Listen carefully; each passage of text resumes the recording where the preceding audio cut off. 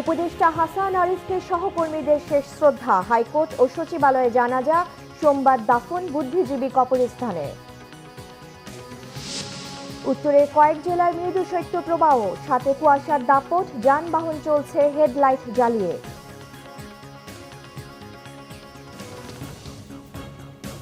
দেখছিলেন crown cement সংবাদ শিরোনাম, এবার বিস্তারিত। অন্তর্বর্তীকালীন সরকারের প্রয়াত উপদেষ্টা এএফ হাসান আরিফ আইনাঙ্গনে সততা ও সাহসের বাতিঘর। মন্তব্য তার দীর্ঘজীবনের সহকর্মীদের। দেশ এবং মানুষের জন্য আজীবন কাজ করে যাওয়া হাসান আরিফের মৃত্যুতে শোক ও শ্রদ্ধা জানিয়েছেন প্রধান বিচারপতি সৈয়দ রেফাত আহমেদ। একাধারে আইনজীবী, অ্যাটর্নি জেনারেল, এরপর দুবারের উপদেষ্টা চালিয়েছেন একাধিক মন্ত্রণালয়। তার দ্বিতীয় নামাজে জানাজায় অংশ নিতে হাইকোর্ট প্রাঙ্গণে সহকর্মীদের ভিড় জমে। সেখানে দ্বিতীয় জানাজার পর মরদেহ নিয়ে যাওয়া হয় তার দীর্ঘদিনের কর্মস্থল সচিবালয়ে। সেখানে তৃতীয় জানাজায় অংশ নেন বিভিন্ন মন্ত্রণালয়ের উপদেষ্টা ও কর্মকর্তারা। এরপর হাসান আরিফের মরদেহ নিয়ে যাওয়া হয় সম্মিলিত সামরিক হাসপাতালের হিমঘরে। সোমবার মিরপুরে শহীদ বুদ্ধিজীবী কবরস্থানে চিরনিদ্রায় শায়িত করা হবে এএফ হাসান আরিফকে। দেশের বিভিন্ন খাতে তথ্য বিভ্রাটের পেছনে নীতি নির্ধারকদের নেতিবাচক ভূমিকাকে দায়ী করেছেন অর্থ উপদেষ্টা ডক্টর সালেউদ্দিন আহমেদ। তিনি জানান, মূল্যস্ফীতির সঠিক তথ্য দিচ্ছে অন্তর্বর্তী সরকার। অন্য সময় মূল্যস্ফীতি কমিয়ে ৮ থেকে ৯% দেখানো হতো। রাজধানীর সিডডাপ মিলনায়তনে বাংলাদেশ ব্যাংক ও আর্থিক প্রতিষ্ঠানের তথ্যভিত্তিক গবেষণা গ্রন্থ ব্যাংকিং অ্যালমানাকের ৬ষ্ঠ সংস্করণের মোড়ক উন্মোচন অনুষ্ঠানে এসব কথা বলেন তিনি। অর্থ উপদেষ্টা জানান, আর্থিক প্রতিষ্ঠান ও পুঁজিবাজার সংস্কারে কাজ চলছে। পুঁজিবাজারে শেয়ারের দর পতনে রেগুলেটরদের দায় আছে বলেন উপদেষ্টা। সামনের দিনগুলোতে অর্থনীতিতে বেশ কিছু চ্যালেঞ্জ তুলে ধরেন অর্থনীতিবিদ হোসেন জিল্লুর রহমান। বলেন, আর্থিক খাতে শৃঙ্খলা ফেরানো, মূল্যস্ফীতি নিয়ন্ত্রণ ও অর্থনীতির চাকা বেগবান করাই বড় চ্যালেঞ্জ। বক্তারা বলেন, সরকার মনে করে সুদের হার বাড়ালেই মূল্যস্ফীতি কমবে, যদিও বেসরকারি উদ্যোক্তারা তা মনে করেন না। বাংলাদেশকে খাদ্যে স্বয়ংসম্পূর্ণ বলা হলেও সরবরাহ ঘাটতি এখনো আছে বলেও জানান তারা। সড়ক দুর্ঘটনায় মৃত্যু নয়। প্রকৌশল বিশ্ববিদ্যালয় বুয়েট শিক্ষার্থী মোহতাসিম মাসুদকে গাড়ি চাপায় হত্যা করা হয়েছে বলে দাবি তার সহপাঠীদের। জড়িতদের সর্বোচ্চ শাস্তি নিশ্চিত সহ 5 দফা দাবি জানিয়েছেন তারা। শনিবার দুপুরে বুয়েট শহীদ মিনারে ঘটনা সুষ্ঠু তদন্ত ও বিচারের দাবিতে মানববন্ধন করে শিক্ষার্থীরা। এ সময় তারা মাসুদের মৃত্যুকে দুর্ঘটনা না বলে হত্যা বলে দাবি করেন এবং জড়িতদের সর্বোচ্চ শাস্তি সহ 5 দফা দাবি জানান। মাসুদের সহপাঠীদের দাবি, প্রথম থেকে এই ঘটনাটি ধামাচাপা দেওয়ার চেষ্টা চলছিল। যে কোনো চক্রান্ত কঠোরভাবে প্রতিহতের ঘোষণা আন্দোলনরত শিক্ষার্থীদের।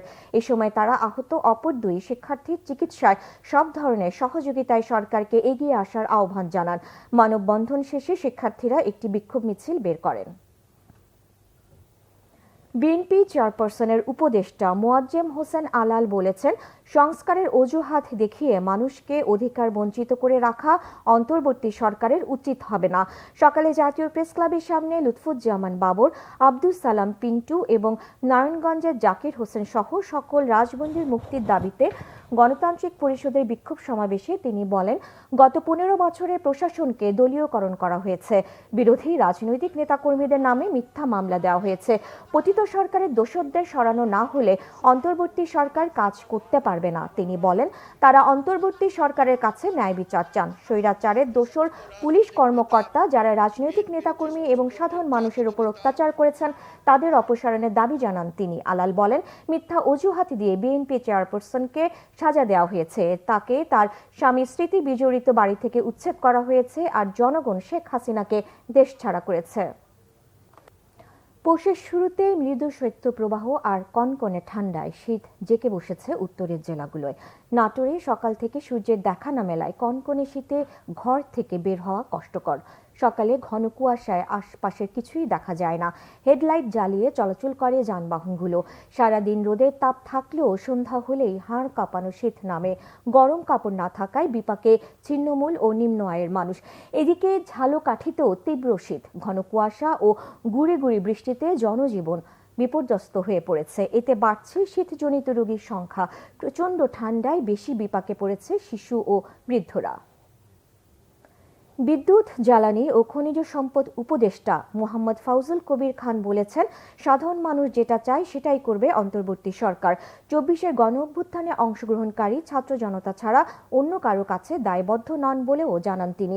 দুপুরে কিশোরগঞ্জের ইটনায় মতবিনিময় সভা শেষে তিনি কথা বলেন। উপদেষ্টা বলেন, ঢাকায় বসে নয়, মানুষের সাথে কথা বলে পরিকল্পনা করা হবে। হাওরের সাথে কিশোরগঞ্জ ও সিলেটের সংযোগের বিষয়টি অগ্রাধিকার দেওয়ার কথাও জানান ফাউজুল কবির খান। ইটনা, মিঠামইন, অষ্টগ্রাম, অলওয়েদের সড়ক ঘুরে দেখে এর সমস্যা সমাধানে সরকার কাজ করছে বলেও জানান তিনি। ইটনা প্রশাসনের হলরুমে মুক্তিযোদ্ধা, স্থানীয় রাজনৈতিক নেতৃবৃন্দ ও দায়বদ্ধতা আছে শহীদদের প্রতি, কি বলে যে যারা জুলাই অগস্টের শহীদদের প্রতি, এবং যারা আমাদের দায়বদ্ধতা আছে যারা ৩০,০০০-এর বেশি যাদের বিভিন্ন অঙ্গনে হাত হারিয়েছেন, পা হারিয়েছেন, দৃষ্টি শক্তি হারিয়েছেন তাদের প্রতি। এছাড়া এবং সাধারণ মানুষ যারা আন্দোলনে অংশগ্রহণ করছেন এদের ছাড়া আমাদের আর কারো কাছে কোনো দায়বদ্ধতা নেই। সুতরাং আমরা যে কোনো কঠিন সিদ্ধান্ত নিতে আমাদের কোনো অসুবিধা হবে না। খাদ্য মন্ত্রণালয়ের উপদেষ্টা আলী ইমাম মজুমদার বলেছেন, নিত্যপণ্যের দাম স্থিতিশীল রাখতে ধান চাল সংগ্রহের মাধ্যমে খাদ্য নিরাপত্তা গড়ে তোলা হচ্ছে। দুপুরে সিরাজগঞ্জের রাজশাহী বিভাগের সকল জেলা প্রশাসক ও জেলা খাদ্য নিয়ন্ত্রকদের সাথে মতবিনিময় সভা শেষে তিনি কথা বলেন। উপদেষ্টা বলেন, চলমান আমন সংগ্রহের মৌসুমে সরকার নির্ধারিত মূল্যে ধান চাল সরবরাহ করলে লোকসানের সুযোগ থাকবে না কৃষক ও মিলাদদের, কারণ উৎপাদন খরচের সাথে কিছু লাভ যুক্ত করেই মূল্য নির্ধারণ করেছে সরকারি উচ্চ পর্যায়ের কমিটি। আগামী মৌসুমে এই দাম আবারও সমন্বয় করা হবে বলে জানান আলী ইমাম মজুমদার। সাপোর্ট দেওয়ার জন্য কৃষি মন্ত্রণালয় থেকে প্রাইসটা নেওয়া হয় যে এখানে তার উৎপাদন খরচ কত, তার সাথে তার লাভ কত থাকা উচিত, এটা মিলে একটা কমিটি, এটার মধ্যে বেশ কয়েকজন উপদেষ্টা আছেন এবং অর্থ উপদেষ্টার সভাপতি, সেখানে দামটা নির্ধারণ করা হয়। সেই দামটা ঠিক করে দেওয়া হয়, চালের জন্য কত, ধানের জন্য, সিদ্ধ চালের জন্য কত, আতপ চালের জন্য কত, ধানের দাম কত, এটা করে দেওয়া হয়। সেই হিসাবে প্রতি জেলার জন্য আমরা টার্গেট ভাগ করে দিই। আমরা সেই টার্গেট মোটামুটি অগ্রসর হচ্ছে। জামায়াতে ইসলামীর আমির ডাক্তার শফিকুর রহমান বলেছেন, আওয়ামী লীগ ক্ষমতা ছেড়ে পালানোর আগে ব্যাংক, বিমা সহ আর্থিক খাতগুলো লুটেপুটে খেয়েছে। দুপুরে মৌলভীবাজার সরকারি উচ্চ বিদ্যালয় মাঠে জেলা জামায়াতের কর্মী সম্মেলনে প্রধান অতিথির বক্তব্যে তিনি কথা বলেন। ডাক্তার শফিকুর রহমান আরও বলেন, চোর ডাকাতের লিডার শেখ হাসিনার মুখ ভরা বুলি ছিল তিনি পালাবেন না, কিন্তু ছাত্র জনতার আন্দোলনে দেশ ছেড়ে পালিয়ে যেতে বাধ্য হয়েছেন। দেশ ও জনগণকে ভালোবাসলে তিনি পালাতেন না। জামায়াতের আমির অভিযোগ করেন, গেল 3টি জাতীয় সংসদ নির্বাচনে ভোট দিতে পারেনি দেশের মানুষ, ভোটের অধিকার কেড়ে নিয়েছিল স্বৈরাচার আওয়ামী লীগ। ব্যাংক, বিমা সেক্টর, কর্পোরেশন, আর্থিক সকল খাত লুটে পুটে শেষ করে দিয়ে এই দেশের মানুষের কষ্টের অর্জিত গচ্ছিত আমানত সব কিছু গিলে ফেলে তারা নিজেরা পালানোর আগে সব কিছু বিদেশে পাচার করেছে। গালগোরা বলে দিয়েছিলেন সেই চোর ডাকাতের লিডার যে আমি অমুকের মেয়ে, আমি পালাবো না। 3টা নির্বাচন, আর যাদের বয়স 30-32 হয়েছে তারা একটা ভোটও দিতে পারে না। তাদের সমস্ত ভোটকে জেনোসাইড করেছিল, গণহত্যা করেছিল, ভোটের গণহত্যা। আগে চেয়েও দ্বিগুণ বেশি কন্টেইনার নিয়ে পাকিস্তান থেকে চট্টগ্রাম পৌঁছেছে পণ্যবাহী জাহাজ MV-1 জিয়াং ফাজাং। জাহাজটির লোকাল এজেন্ট রিজেন্সি লাইসেন্স লিমিটেডের নির্বাহী পরিচালক আনিসুদ্দৌলা জানান, 825টি কন্টেইনার নিয়ে জাহাজটি অবস্থান করছে বন্দরের বহির্নোঙরে। রবিবার বিকালে কন্টেইনার খালাসের জন্য বন্দরের NCT জেটিতে নেওয়া হবে জাহাজটিকে। এ বাড়িতে আনা হয়েছে আলু, চিনি, খেজুর, soda, ash, marble stone, perfume, lubricant, oil, denim, fabrics, সুতো সহ গার্মেন্টস শিল্পের কাঁচামাল। আগামীতে কন্টেইনারের সংখ্যা বাড়লে নতুন এই পথে জাহাজের সংখ্যা আরও বাড়ানোর কথা জানিয়েছে এর লোকাল এজেন্ট। এর আগে 370টি US কন্টেইনার পণ্য নিয়ে বন্দরে আসে MV-1 জিয়াং ফাজাং। আইজিপি বাহারুল আলম বলেছেন, পুলিশের কর্মস্পৃহা ফিরিয়ে আনাই এখন বড় চ্যালেঞ্জ। শনিবার বিকালে সিলেট SMP হেডকোয়ার্টারে কনফারেন্স রুমে এক মতবিনিময় সভায় তিনি কথা বলেন। বাহারুল আলম আরও বলেন, গত 15 বছরে পুলিশকে রাজনৈতিকভাবে ব্যবহার করা হয়েছে। পুলিশ রিফর্মের বিষয়ে কাজ চলছে বলেও জানান তিনি। আইজিপি বলেন, দলীয় স্বার্থ উদ্ধারে পুলিশ বড় ধরনের অপরাধ করেছে, এর জন্য পুলিশ লজ্জিত। পরিবর্তিত সময়ে মামলার ক্ষেত্রে অসাধু ব্যক্তিরা সুবিধা নিয়েছেন। নিরীহ যাদের আসামি করা হয়েছে তাদের গ্রেফতার করা হবে না বলে আশ্বস্ত করেন আইজিপি। জানান, সারা দেশে লুট হওয়া 6,000 অস্ত্র উদ্ধার করা হয়েছে, 2,000 অস্ত্র এখনো উদ্ধার হয়নি। 15 বছরে আমরা দলীয় ভাবে আমাদের উপরে প্রভাব এত বেশি, কুপ্রভাব এত আসছে যে আমরা হেন অন্যায় নাই আমরা করি নাই। আপনারা জানেন, আমরাও জানি, এবং এটার জন্য আমরা অবশ্যই আমরা অত্যন্ত দুঃখিত, অত্যন্ত লজ্জিত। যেসব ঘটনা আমরা ঘটিয়েছি, এই আমার মনে হয় পৃথিবীর ইতিহাসে কোনো পুলিশ এরকম করে না। ঘৃণাটা এত বেশি পুঞ্জীভূত হয়েছে, মানুষ নিতেই পারতেছে না আর পুলিশকে। তো এইসবের ফলে যে এক্সপিরিয়েন্সের ভিতর দিয়ে তারা গেছে, এখন এই পর্যায় থেকে পুনরায় তাদেরকে আবার কর্মস্পৃহাটা ফিরিয়ে আনা আমার এটাই বড় চ্যালেঞ্জ। দেশকে পরিকল্পিতভাবে অশান্ত করার ষড়যন্ত্রের অংশ হিসেবে বিশ্ব ইজতেমার মাঠে তাবলিগ জামায়াতের 4 কর্মীকে হত্যা করা হয়েছে।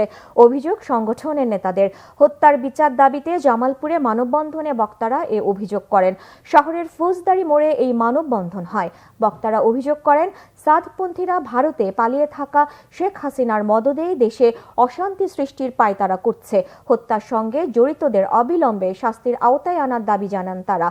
বক্তব্য রাখেন মুফতি শামসুদ্দিন, মুফতি মনিরুল ইসলাম, মুফতি মোহাম্মদ আবদুল্লাহ ও মাওলানা মাসউদ হোসাইন। পরে বিক্ষোভ মিছিল শেষে জেলা প্রশাসকের মাধ্যমে প্রধান উপদেষ্টা বরাবর স্মারকলিপি দেন মুসল্লিরা। নরসিংদীর শিবপুরে দত্তের গাঁও মধ্যপাড়ার 2 কৃতি সন্তান ডক্টর শাহনওয়াজ দিলরুবা খান ও মোহাম্মদ এনামুল হক খান এনামকে সংবর্ধনা দেওয়া হয়েছে। দুপুরের উপজেলার মাসিমপুর ইউনিয়ন পরিষদ চত্বরে সামাজিক সংগঠন গাঁও সংঘ এই সংবর্ধনার আয়োজন করে। নরসিংদী জজ কোর্টের সিনিয়র আইনজীবী এম.এ. হান্নান ভুঁইয়ার সভাপতিত্বে অনুষ্ঠানে প্রধান অতিথি ছিলেন উপজেলা বিএনপির সভাপতি আবু হারিস রিকাবদার। এ সময় শিবপুর দত্তের গাঁও এর সামাজিক সংগঠন গাঁও সংঘের সভাপতি শওকত খান, সাধারণ সম্পাদক তানজুম আবিদ খান, বর্ণসহ স্থানীয় গণ্যমান্যরা উপস্থিত ছিলেন। অতিথিরা মাদ্রাসা শিক্ষা অধিদপ্তর কারিগরি ও মাদ্রাসা শিক্ষা বিভাগ শিক্ষা মন্ত্রণালয়ের মহাপরিচালক ডক্টর শাহনওয়াজ দিলরুবা খান ও ঢাকা জেলা ও দায়রা জজ আদালতের এডিশনাল পিপি, বাংলাদেশ সুপ্রিম কোর্টের আইনজীবী মোহাম্মদ এনামুল হক খান এনামকে সংবর্ধনা দেওয়া হয়।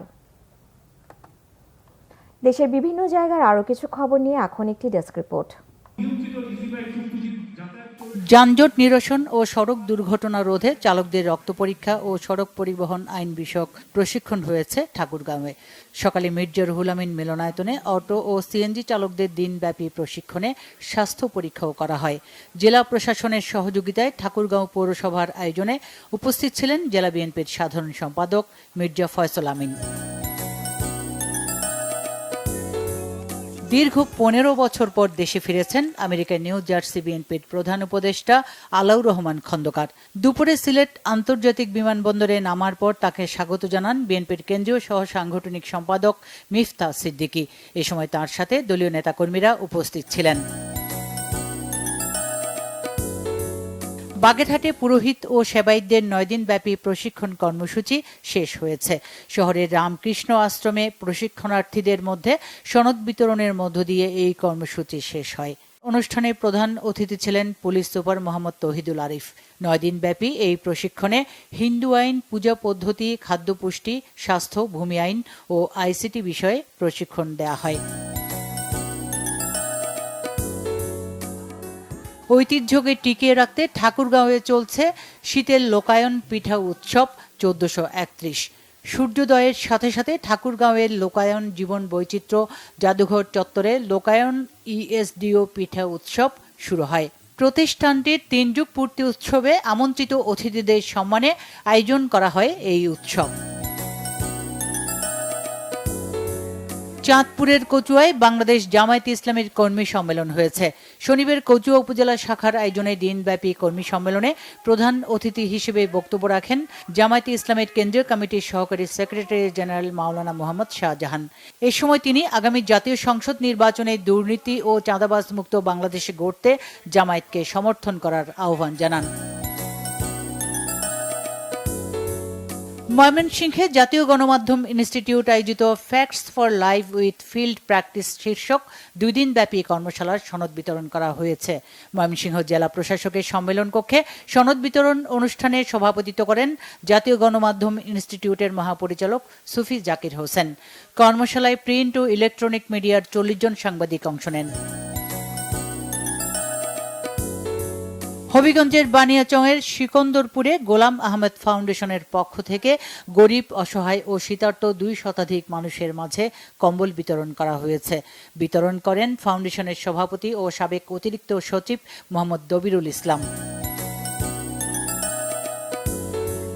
কক্সবাজারে উৎসব মুখর পরিবেশে সম্পন্ন হয়েছে বাংলাদেশ পুস্তক প্রকাশক ও বিক্রেতা সমিতি চট্টগ্রাম জেলা শাখার বার্ষিক সাধারণ সভা। বাপুলস চট্টগ্রাম জেলা শাখার আহ্বায়ক ফজল আহমদ হারুনের সভাপতিত্বে সভায় প্রধান অতিথি ছিলেন কেন্দ্রীয় কমিটির পরিচালক কাজী শাহ আলম। ফেনীতে দিনব্যাপী অনুষ্ঠিত হয়েছে এসএসসি 87 ব্যাচ সারা দেশের বন্ধুদের মিলন মেলা। শনিবার সকাল থেকে শহরতলি সোনাপুরের একটি রিসোর্টে ঠিকানা 87 ক্লাবের সভাপতি তোফায়েল আহমেদ এর আয়োজন করেন। এই মিলন মেলাটি আড্ডা, স্মৃতিচারণ, ভোজ সভা, সাংস্কৃতিক অনুষ্ঠানের মাধ্যমে শেষ হয়। Bangla vision news desk. সংবাদ শেষ করব ক্রাউন সিমেন্ট শিরোনামগুলো আরেকবার জানিয়ে। উপদেষ্টা হাসান আরিফকে সহকর্মীদের শেষ শ্রদ্ধা, হাইকোর্ট ও সচিবালয়ে জানাজা, সোমবার দাফন বুদ্ধিজীবী কবরস্থানে। উত্তরের কয়েক জেলায় মৃদু শৈত্যপ্রবাহ, সাথে কুয়াশার দাপট, যানবাহন চলছে হেডলাইট জ্বালিয়ে। এই ছিল এখনকার মতো, পরের সংবাদ সন্ধ্যা 7:30টায়। এছাড়া বাংলা ভিশন সংবাদ ও সংবাদ সংশ্লিষ্ট অনুষ্ঠান দেখতে ভিজিট করুন www.bvnews24.com ও facebook.com/banglavisionnews এবং সাবস্ক্রাইব করুন youtube.com/banglavisionnews। ধন্যবাদ।